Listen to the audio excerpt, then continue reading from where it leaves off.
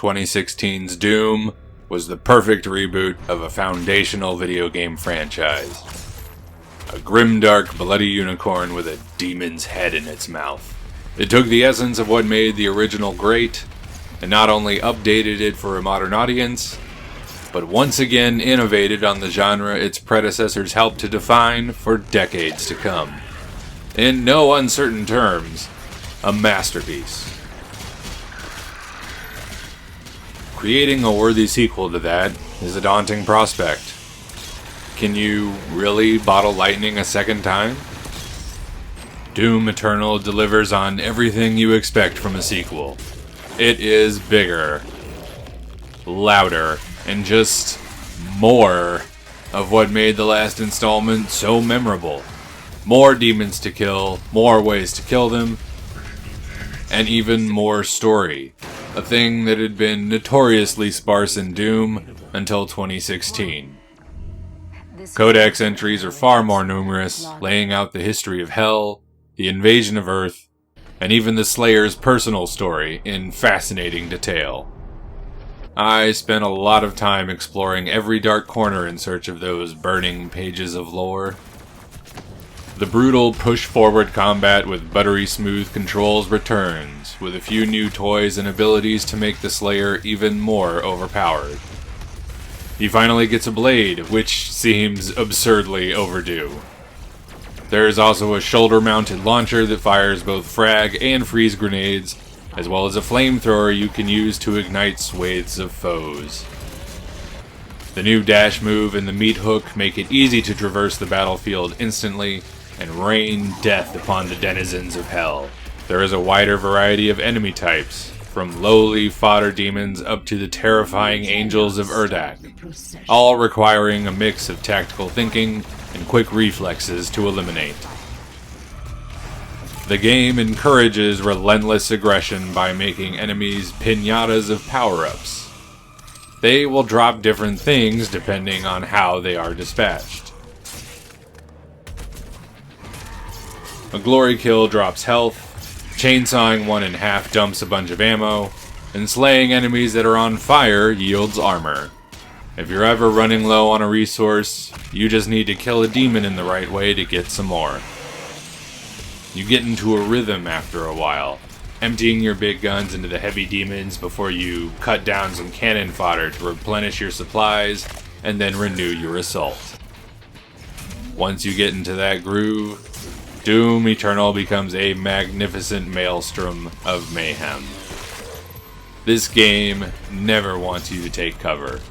If you're in trouble, the answer is to kill more demons.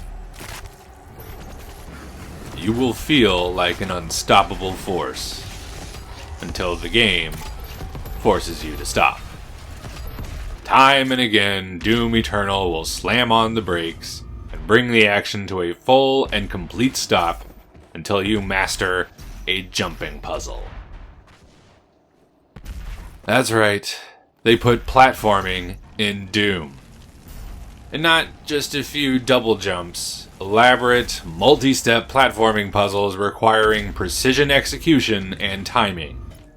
The game is absolutely littered with them.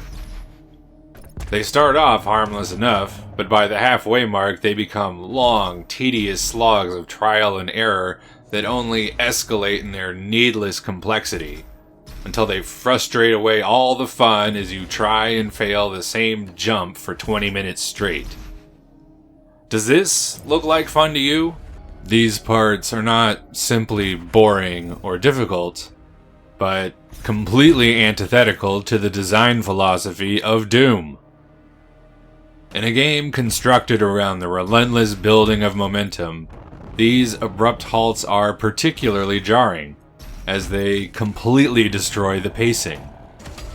Imagine if you were watching an F1 race where after every lap the drivers had to stop, get out of their cars, and play a full round of mini-golf before they continue. It doesn't matter if they play the most exciting game of mini-golf ever, because all you want to see is the rest of the race. People play Doom for the combat. That's what all the reviewers raved about, and it is what all the people praise about it. No one gushes over the jumping puzzles. No one has a favorite jump in Doom. And while the Slayer's Testament mentions his terrible power and speed, there are absolutely zero references to his incredible ability to jump across platforms and climb curiously discolored walls. If Doom were a book, these are the pages you would skim. If it were a movie, this is where you would go to the bathroom. In a video game, it's just wanton punishment for the player. There are no stakes beyond your own wasted time, and no sense of accomplishment when it is completed.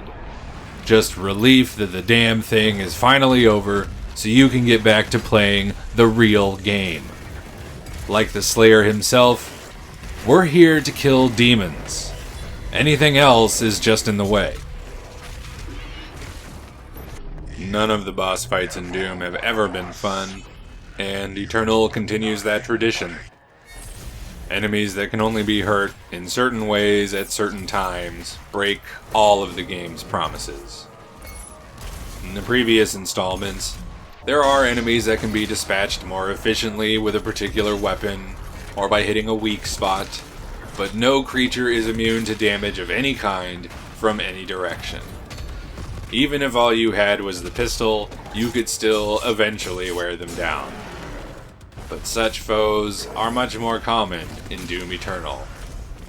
Some can only be killed with one weapon. Some are immune during certain phases. Some even require you to repeat a glorified QuickTime event 6 times in a row. The Khan Maker is not just the worst boss in Doom Eternal, but one of the most archaic and uninspired boss fights of this entire generation. It is the reason I compulsively groan when I can see the next room is a boss fight arena, because it means for the next half hour, I will be playing a very different, far inferior version of Doom. Doom Eternal ultimately left me feeling very conflicted. They definitely improved on a combat system that was already damn near perfect. When you're fighting demons, this game is immensely satisfying. Sadly, not all of their sequel editions were good ones, and many proved detrimental to my overall enjoyment of the game. There were many moments when I put down the controller and asked myself if it was really worth it. Was I even having fun anymore? The combat was good enough to get me to the end of the campaign, but I decided against my usual second playthrough on a higher difficulty. I tried the new Ancient Gods DLC in the hopes that id Software had course corrected, and was immensely disappointed to find that they had instead doubled down on all of their worst mistakes. It's mostly jumping towers leading to tedious boss fights. I'm definitely not coming back for the next one.